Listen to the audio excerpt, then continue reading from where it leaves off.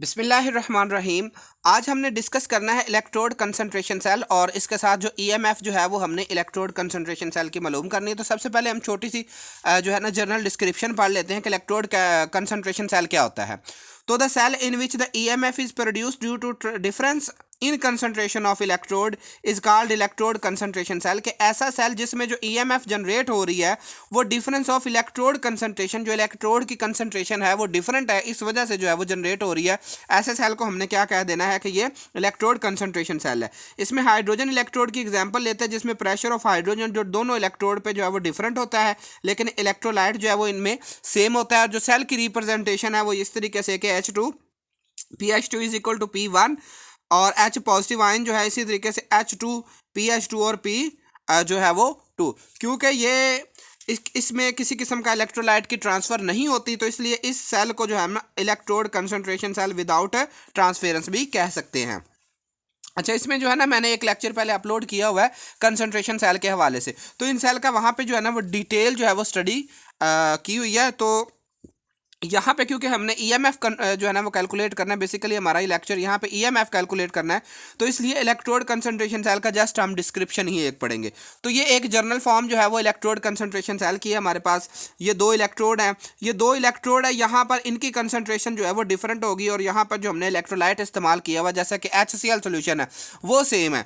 ठीक है, ये प्लाटिनम फॉइल के बने होते हैं ये दोनों पार्ट, और इसी तरीके से प्लाटिनम और कॉपर वायर के जो है ना ये वाले पार्ट है बने होते हैं, ये वोल्टेज बैटरी से किसी जुड़े होते हैं, और यहाँ से हाइड्रोजन गैस इंटर हो रही है और यहाँ से हाइड्रोजन गैस इंटर हो रही है, तो इन दोनों हाइड्रोजन गैसेस का जो प्रेशर जो है वो डिफरेंट होता है। तो अब हमने कैलकुलेट करना है EMF of electrode concentration cell without transfer, क्योंकि किसी किस्म की ट्रांसफेरेंस नहीं हो रही मटेरियल की, तो यहाँ पे हमने जो ना इलेक्ट्रोड कंसंट्रेशन सेल की जो है ना वो ईएमएफ कैलकुलेट करनी है।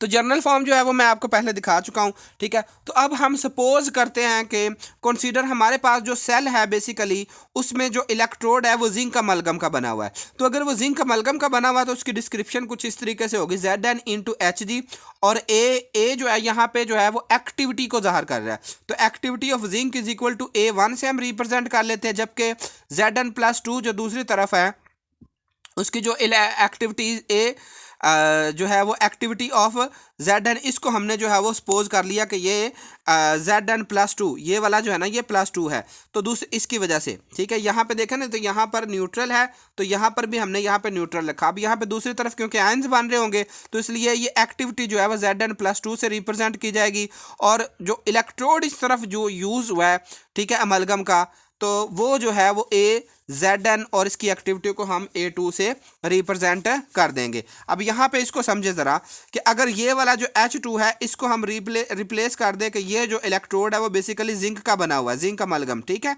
जिंक अमलगम इलेक्ट्रोड है।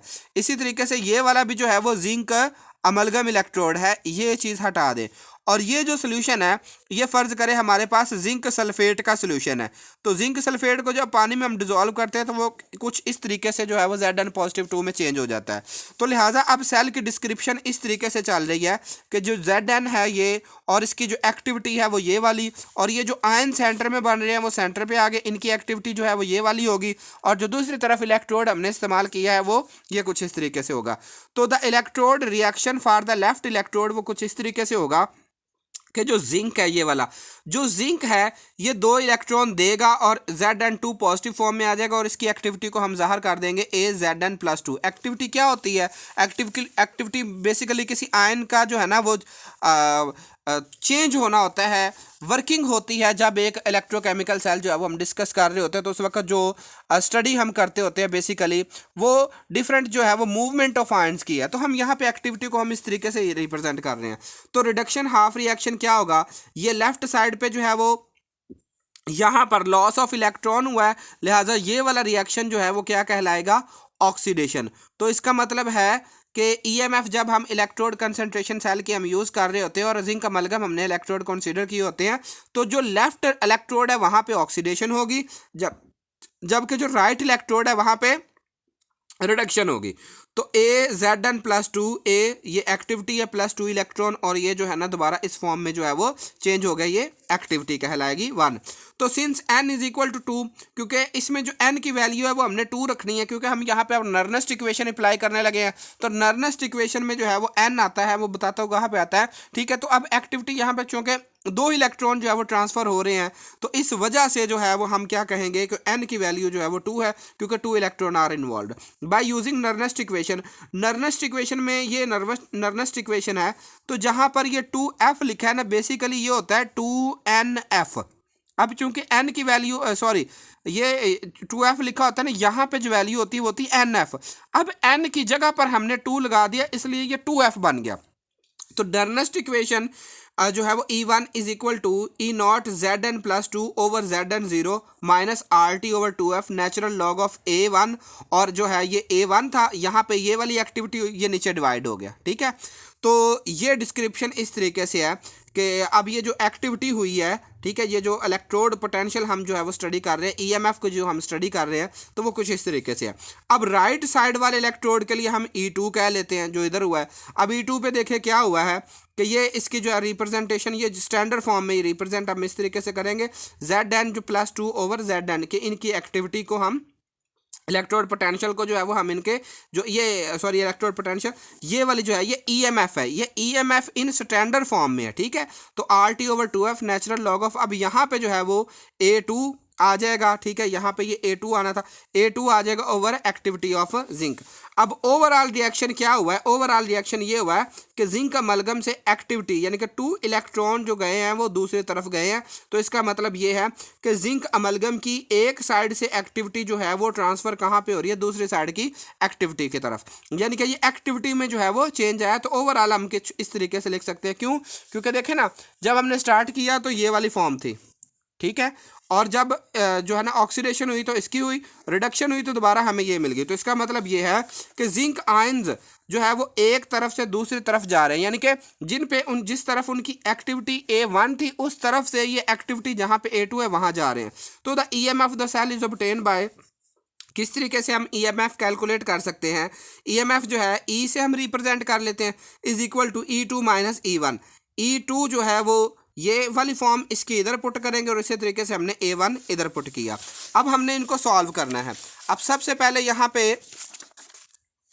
ये देखें कि ये जो नेगेटिव साइन था ना ये वाला, ये हमने ओपन कर दिया, इन ब्रैकेट्स को हमने ओपन कर दिया। अब जब हमने ये ओपन किया तो ये वाली फॉर्म जो कि पॉजिटिव थी और ये वाली नेगेटिव थी, नेगेटिव वाली पॉजिटिव होगी और पॉजिटिव वाली नेगेटिव होगी। अब हमने इसको थोड़ा सा तरतीब से अब लिखना है। तो यहाँ पे आप देखें तो ये स्टैंडर्ड फॉर्म वाली ये वाली नेगेटिव वैल्यू और ये वाली पॉजिटिव है, ये एक दूसरे से कट जाएंगी। बाकी वैल्यू ये वाली हमने अब पहले लिख ली क्योंकि पॉजिटिव वाली थी, और ये नेगेटिव वाली हमने जो है वो बाद में लिख ली। अब इन दोनों में R T over 2f common आ रहा है, वो हमने कॉमन ले लिया, ठीक है। और हमने इसका यहाँ पे लॉग का फार्मूला अप्लाई कर दिया, जो कि क्या है, फर्ज करें लॉग a माइनस बी है, तो क्या होगा लॉग a ओवर b। तो यहाँ पे हमने ये फार्मूला ओपन कर दिया। तो ये वाली सारी टर्म जो है वो अगर हम कहें कि ये b है और ये वाली सारी टर्म हम कहें तो वो a है, तो इसको कुछ इस फॉर्म में लिखना पड़ेगा कि a ऊपर आ गया और ओवर b आ गया। अब ये वाली टर्म जो है ये इस पहली टर्म के साथ मल्टीप्लाई होगी और ये वाली इसके साथ मल्टीप्लाई होगी, ठीक है। अब ये मैथमेटिकल कैलकुलेशंस हैं तो ये कुछ इस तरीके से आ जाएगी। अब ये जो एक्टिविटीज़ हैं दोनों ये जिंक पॉजिटिव आयन की ये कैंसिल हो जाएंगी और ये हमारे पास जो है ये एक जर्नल फॉर्म बनेगी। अब इस इक्वेशन से हम क्या बता रहे हैं कि जो EMF is due to transfer of Zn from zinc amalgam with activity A1 to zinc amalgam with activity A2, ठीक है। यानी कि एक्टिविटी जो है वो बेसिकली जिंक अमलगम की है कि जिस सेल में इसकी एक्टिविटी A1 थी उस तरफ से एक्टिविटी A2 की तरफ, यहाँ के फ़र्ज़ करें यहाँ पर जो एक्टिविटी है वो ये A1 है और यहाँ पर जो एक्टिविटी है वो A2 है। तो जो जिंक जो है वो यहाँ से इस तरफ जो है वो मूव कर रहा है थ्रू सर्किट। तो दूसरा EMF जो है वो डिपेंड अपॉन करती है basically activity of Zn positive ion in solution, जबकि सॉल्यूशन में जो एक्टिविटी जो है वो Zn पॉजिटिव आयन पे डिपेंड करती है। और स्टैंडर्ड फॉर्म में जो है वो E0 जो है वो 0 है। तो हम इसको जो जर्नल फॉर्म लिखना हो तो E cell EMF of the cell is equal to RT over NF natural log of A1 over A2। ये इसकी जो है वो जर्नल डिस्क्रिप्शन है। जज़ाकल्लाह, अल्लाह ताला आपके और मेरे इल्म में इजाफा फरमाए। अगर आपको ये लेक्चर अच्छा लगा हो तो प्लीज़ सब्सक्राइब माई चैनल और वीडियो को जो है ना वो लाजमी शेयर करें अपने फैलोज़ के साथ, क्योंकि नॉलेज जितना हम बढ़ाते हैं उतना बढ़ता जाता है। तो अल्लाह ताला आपके और मेरे इल्म में इजाफा फरमाए। जज़ाकल्लाह, दुआओं में याद रखिए।